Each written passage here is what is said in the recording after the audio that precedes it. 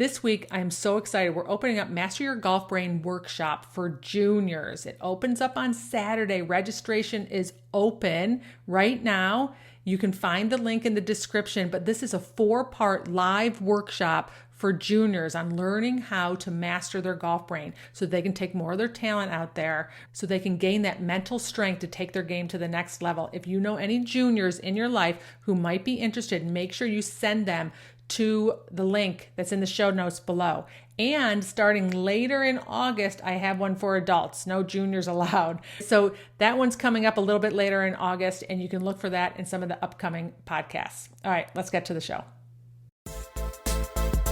Welcome to Above Par. I'm your host, Kathy Hartwood. I show you how to take more of your talent to the golf course without practicing harder, taking more lessons, or buying new equipment. I show you how to end the frustration of underperforming so you can start playing to your potential. This is where you are going to learn how to think above par so you can play below par. Let's get to it. Hello, my golf friend. Welcome back to Above Par. It's nice to have you here. The Olympics are going on. I don't know. Are y'all watching them? I got to tell you, I'm kind of like in and out. I turn them on, I turn them off. If I'm waking up in the middle of the night, I turn them on. I enjoy them. I enjoy the swimming for sure. I enjoy watching the golf. There's so much story around the Olympics. I love watching all the athletes. I know how much time they put in. I know they've gone through so much through all of COVID. You can see the wear and tear on them, especially in the interviews and people dropping out of competitions or just being so relieved when it's all over. We can't appreciate what they've gone through if we haven't put ourselves in their shoes. We don't understand all the preparation and the time that they put into performing in the Olympics and then have that moment come to fruition and then no gallery, right? No family around. It's just such a different environment. So I appreciate everything they've gone through, which leads me into the conversation I want to have today, which is golf really 99% mental? Now, if you're sitting there saying, where the heck did I come up with that number? It's pretty well known. Jack Nicklaus has said in his book, My Way, don't ever try and tell me that golf is not 99.9% mental. His instructor, Jim Flick, who I used to work for in the Nicklaus Flick Golf Schools, has said that golf is 90% mental and the other 10% is mental, which is a lot of mental. I also saw another quote from Jack, which he kind of came back and recalibrated it and said that golf is 80% mental, 10% ability, and 10% luck. I kind of like that one. I like that the luck is added in there. I think there's more than 1% ability involved. That's kind of my favorite numbers and percentages so far. But of course, unless you're Chichi Rodriguez. Do you guys remember him? He was the guy who used to putt and turned his putter into a sword. He was very charismatic and entertaining. But he made the quote that golf is 95% mental and 35% psychological. I don't even know. I hope he was joking and didn't do that one on purpose. Which brought me to a Yogi Berra quote, which of course he was talking about baseball, but he said 90% of the game is half mental. Which is classic Yogi Berra quotes. I love all of them. So funny.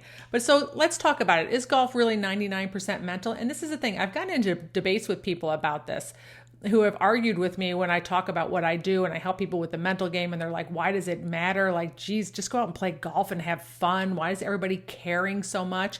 And that's the point, isn't it? It's like when golf is not a hobby, or let me rephrase that. When golf is a hobby, you go out with a couple beers and you're out there goofing off and you really don't care about the consequence or the outcome. You're not putting any pressure on your game. You're not risking any failure in that when you're going out there and playing. When it's a hobby, it doesn't seem so mental. We can look at that when we go and look at the Olympics and we look at all the sports that are played that are like hobbies to you and I. Badminton, ping pong, which is actually very hard for me to watch. I'm like, what are they doing? Right? Ping pong, skateboarding. Okay. I actually had this conversation with my brother. I'm like, he said he doesn't think that he could make it across the room on a skateboard. I'm not even sure I could stand on a skateboard. That's like not my thing. Those kids are like 13, 14, and 15 competing in that. But that's an Olympic sport that most people would play as a recreation and tell you that it's not very mental. Volleyball, that's another one. Golf for many people is not a sport. It's just a recreation or hobby. And that's because we don't have a whole lot of weight in the meaning of the results that happens, right? The more that we care about the game and the results, the more we fine tune it. I promise you those Olympic athletes are going to tell you that volleyball and badminton and ping pong is mental. I gotta tell you, ping pong looks way more mental than I ever thought it could be. As long as they stand over those serves. I was watching these two guys from China competing against each other. They have a very interesting way of setting up their serves. So it looked very mental to me. So the more that we fine tune and get more engaged in the results, we're putting more on the line, we care, and it becomes way more mental. I was out having lunch one time and they had cornhole championship on TV, like professional cornhole.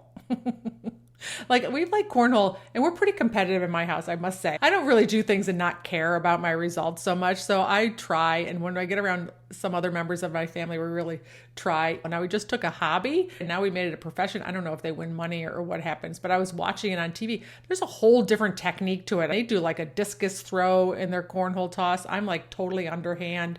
I think if I did a discus throw, I could throw it sideways. I'm not sure that method would work for me. It's kind of like beer pong. This one Thanksgiving, we were playing beer pong with all the kids. My brother has triplets and another younger daughter. She was not playing beer pong. And there wasn't beer involved in all of this. It was just the cups were filled with water kind of thing. But neither one of us should be very good at beer pong. In my day and age, the drinking game was quarters. I don't even think the kids know what quarters are anymore in college. But meanwhile, we bring out those mental techniques and skills that we've learned from competing. And of course, we're competitive, that we want to beat the college kids. And they should be much better because they practice and play much more than we do. It was pretty entertaining to watch my brother play beer pong, for sure. A guy who probably has played like 5 times ever, and he beat them. It's pretty funny. But anyway, my point is that we're taking these sports, we're taking a sport that some people treat as a hobby, and then of course it's not very mental. But when you take it up to the level where the meaning of the results matters to you, it becomes more mental. So let me talk about what happens when you start caring about the results. You wake your brain up. You wake the primitive part of your brain up that thinks there's a problem. What's happening is we're constantly fighting our natural tendency of our brain.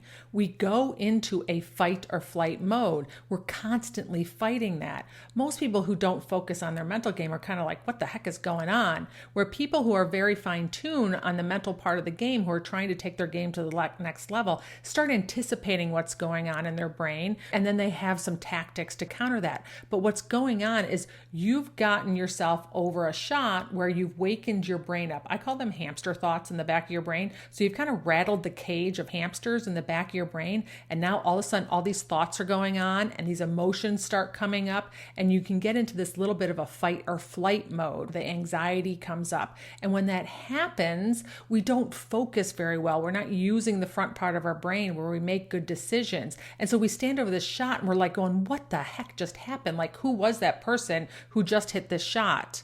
And now you feel like there's something totally wrong with you. You're like, what happened? Why can't I do this on the golf course? Like, what's wrong with me? And then we beat ourselves down. There's something wrong with us. We shame ourselves and blame ourselves for not having more mental strength to take it out to the golf course. When you understand what's going on in your brain, what you're doing when you're going into competition and making it mean something is you are waking up that natural tendency in your brain to keep you safe. Your brain is sitting there going, whoa, we got a problem going on here. You're getting a little bit too into this, right? There's a little bit of a risk involved in here, and I want to keep you safe. So your brain is going to go on high alert into this little fight or flight mode. The thoughts start coming up, all these negative thoughts, these crazy thoughts that you're like, going, what am I doing? Why am I thinking this thought? You'll start seeing things that you never see on a hole before. I have clients who come up to me, they're like, well, I was doing really good. And then all of a sudden I was like, don't hit it out of bounds right here. And I'm like, well, what did you do? They're like, I hit it out of bounds, right? I'm like, yeah, your brain fed you this thought and we bought into it and we got nervous. Next thing you know, your body's making a swing or a move over the golf ball. You're like, why did I do that? I haven't done that in forever. Once you know that you're fighting your own brain's tendencies, you can start building the skills to start counteracting that. One of the most valuable things for you to know is it's totally natural what your brain is doing. It's just doing what it's supposed to do and try and keep you safe. So then after all that is done and we go out there and we play and we hit these crazy shots, what am I doing? I'm not even thinking, who is this person that's out on the golf course? Then all of a sudden we're trying to maintain our confidence. Then you're like, I don't even know what's going to come off the face. I don't know what kind of swing I'm going to make. I trust nothing. I have no confidence. Have you ever had this happen? Or you step in a hole and your mind starts pulling up all these memories from the past. Don't you remember? You hit in the water here like 3 years ago, yesterday. 1991, you hit in the water here, your brain will pull that up. as a reminder to try and keep you safe because it hurt so much emotionally when you did it last time. It's like, well, don't repeat that. Let me just refresh your memory on what happened last time when you were here. And we're trying to sit there and make all those thoughts go away. We don't want to listen to them. We don't want to see those memories. We don't want to hear the words that we're saying. We don't want to feel all those emotions. But all that's happening is you've put yourself in the ring of fire. You're trying more. You care more. The results matter to you in a way that your brain is just lighting on fire. You're shaking the hamster cage. And the goal is to try and just calm the hamster cage down. That's the tools and the tactics. And not to be surprised when the cage gets rattled. So let me give you an example. Let's talk about a 3-foot putt. You're just playing for fun and you have a 3-foot putt. You might not even putt it, right? You might pick it up, might give it to yourself. You might whack it in with one hand. You might backhand it in, no problem. Piece of cake. You probably make them most of the time, right? Otherwise, on the putting green, you'd make 90% of these putts. No big deal. Now let's say you're playing in a little friendly match and there's a little money on the line, a couple bucks. No big deal, right? Now you might mark the ball and get the mud off of it right? And then knock it in and hope that they give it to you, right? Most of the time when you're playing these little friendly matches, there's a lot of giving putts back and forth. Now let's up the level a little bit. Let's say you're playing in a tournament and you have a 3-foot putt. The stakes are a little bit higher. The risk is a little bit higher. So now you're going to mark the ball. You clean the ball. You might even put it down and go through your pre-shot routine. Up one level is it's for the win, and there's a crowd or a gallery or people from the club on the back of the green watching. Now you mark the ball, you go through your pre-shot routine, and your hamster cage is rattled. All of a sudden, all these emotions are coming up, all these thoughts like, don't miss it in front of all these people. This would be embarrassing. This is for the win. I really need to make this. All these thoughts that you totally did not have when you're playing in that casual round, backhanding that putt in, now pop up because that situation changed. That, my friend, is mental. That's why the game is mental. That's why tour players and players like Jack Nicklaus say that it's mental, because they're not playing golf at the level of the person who's backhanding their 3-footer in. They're not playing golf at the level of just a friendly match over $2 where maybe I'll still try and hit the putt in with a little mud on the ball. Right? They're playing at a level that puts a lot more pressure on their game and where the results matter to them. That is what wakens up the hamster cage. That is what puts us into that flight or flight. That's what gets our emotions going and our thoughts going.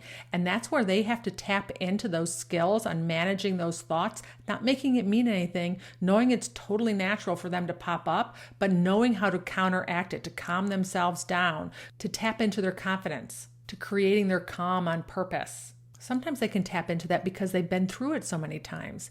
They can tap into that, all those skills, because they are constantly challenging themselves and pushing their game to a new level, trying to become a better version of themselves. They're not playing cornhole just to kind of toss the ball around and have a couple beers. They're playing cornhole to win. When I played golf for a living, I was playing in tournaments to make enough money for gas to get to the next tournament or just to pay for a hotel or dinner. I mean, that's really what I thought about. I was playing for gas money. That's a lot of pressure, actually. That's a different kind of pressure than you're used to putting on your golf game. And when you do that, the game becomes very mental. And like I said, if you don't have the skills and the tactics to quiet your brain down over shots that mean a lot to you, that matter to you, then what happens is they affect your body and your ability to swing. And then what you produce over the golf ball is sometimes astonishing, right? Like, where the heck did that come from? So if you question whether the game is 90% mental, then perhaps you're not trying to challenge yourself enough. I would suggest that you up your level a little bit. Sign up for a tournament that makes you a little bit uncomfortable. Play with a group of people that makes you uncomfortable. Play at a time that makes you uncomfortable. Start upping the level. Maybe finish out every putt is enough to make some people focus a little bit more. Really, really, really keep your score. No gimmies, no mulligans. Challenge yourself by trying to get to maybe a different handicap level. These are the ways that you challenge yourself so that you can start feeling that mental pressure. There is nothing wrong with it. I think it's a way that for you to have growth and develop as a human, right? To see what you're capable of. What happens so often is that when our brain starts getting a little crazy and our emotions are all over the place, we freak out and we say that there's something wrong, and then we retreat. We go back to where we were last comfortable. Or sometimes we quit playing altogether. I say challenge yourself, step up a little bit. What are you willing to try and do and challenge your brain? There's nothing that's going on. I promise you, everybody is going through the same things in their head. They're working against their natural tendencies of their brain, trying to tell them that there's something going on that's wrong, that they're in danger, and we have to fight that. We have to acknowledge it, and we have to work through it, and we have to get ourselves into that state where we want to be in. That's a skill. It takes practice and rehearsing. So if you play competitively and you push yourself to win and you push yourself to go to the next level, I'm just asking you to be kind to yourself. Understand that this is what your brain is doing. It's doing exactly what it's designed to do. It's designed to tell you that there's a problem and you're in danger, but really there is no danger.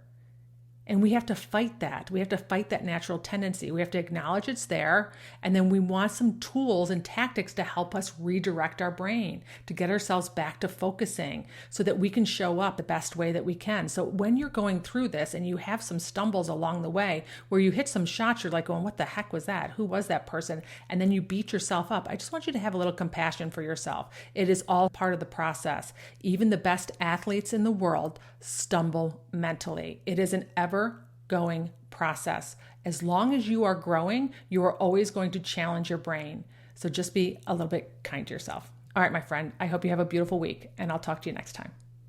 Bye.